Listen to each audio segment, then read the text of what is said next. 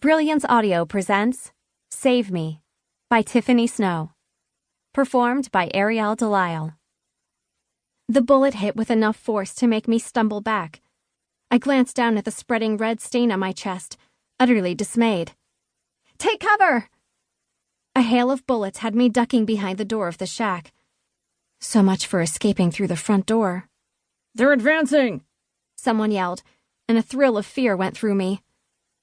I checked my ammo. Only one magazine left. Damn it. This had gone from bad to worse pretty darn quick. Time was running out, and it hurt to breathe. There was a shout from outside. More bullets. But not directed at my team, holed up inside the musty shack. I heard a yell and dared to peek outside. The attackers were falling, cut down with deadly accuracy by someone I couldn't see. It happened so fast. Then there was silence. Tentatively, I stepped outside and lifted my mask. "Your team sucks." Clark was leaning casually against the wall, not a mark on him. I tossed my paint gun down in exasperation. It's not my fault. Yari had an asthma attack. Cindy tripped and sprained her ankle. Bint had a text from work and had to remote in from his phone. "What about Georgie?" I sighed. He tried to bravely sacrifice himself so we could escape. And they got him in the crotch. Clark grimaced in sympathy. Man, those accountants play hardball. No pun intended. That got a snort of laughter from me. Yeah, and now we owe them a pizza and beer Friday lunch. But you won. We cheated, I said, poking him in the chest. You're not an official team member. Playing by the rules isn't one of my strengths. No kidding. China? A voice interrupted, and I looked around to see Yari helping Cindy hobble from the shack. We're calling it a day. You in for dinner?